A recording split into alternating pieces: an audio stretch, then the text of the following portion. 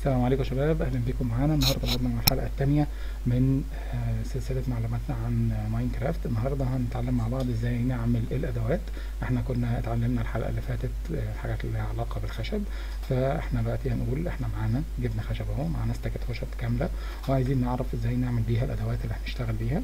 احنا عندنا 5 ادوات رئيسيه، بس قبل ما نعملهم لازم نتعلم ازاي نعمل الكرافتنج بنش او المكان اللي احنا بنعمل عليه اساسا الادوات ديت. فالكرافتنج بنش بيتعمل ادي الوصفه بتاعته من 4 وحدات خشب اهو. لو قربنا شويه نشوفهم 4 وحدات خشب جنب بعض بيتحطوا في الكرافتنج هنا، يدونا في الاخر الكرافتنج بنش. خلينا نعملهم. اولا عشان نطلع الخشب البلانكس بنحط وحده خشب هنا اهو، تدينا 4 وحدات، كل واحده من دول تدينا 4 وحدات من دول.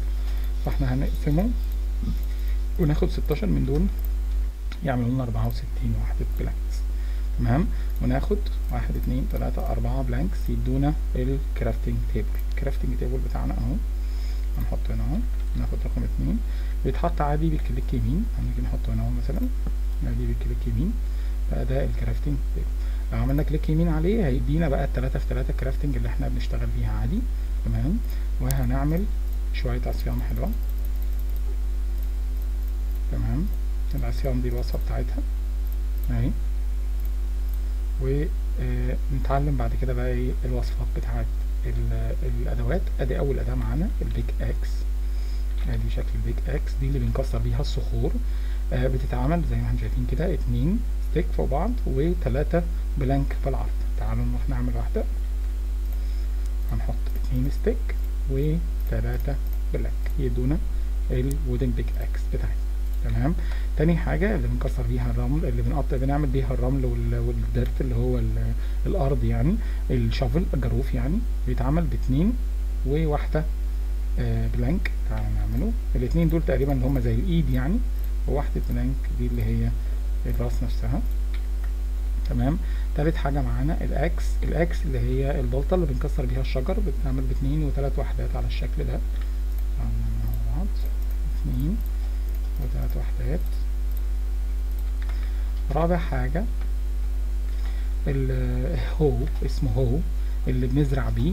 احنا طبعا الزراعة متطورة شوية يعني، مش من اول الجيم بتعملها، بس يعني عشان تبقى عارف الهو. ادي الهو بيتعمل بوحدتين ستيك و2 بلانكس بالعرض هنا كده.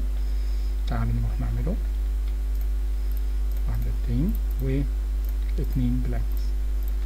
تمام، رابع حاجه اللي هي الطول الرابع معانا، ودي الاداه الاساسيه معانا في الضرب. الحاجه الثانيه اللي بتضرب معانا القوس، بس القوس اداه متطوره شويه مش هنتكلم عليها النهارده، اللي بيضرب اسهم. انما دلوقتي احنا هنتعامل مع السيف. السورد بتاعنا بيتعمل بواحده ستيك اللي هي الايد اللي هنمسك منها، و2 بلانكس اللي بيتعمل منهم السيف نفسه. يعني نروح نعمله ادي وادي يدونا السيف بتاعنا. ودول تقريبا ال5 حاجات، هما مش تقريبا يعني، هما دول ال5 عناصر الاساسيه، ومعاهم ازاي نعمل الكرافتنج بتاعنا. في ما عملناش هنا اللي هي البلانكس. البلانكس بتحط واحده تديك 4 بلانكس، ولو حطينا 2 بلانكس فوق بعض بتدينا 4 ستيكس. تمام، ودي ازاي نعمل ال5 ادوات الاساسيه، البيك اكس والشافل والاكس العاديه والهو والسورد. وسلام عليكم.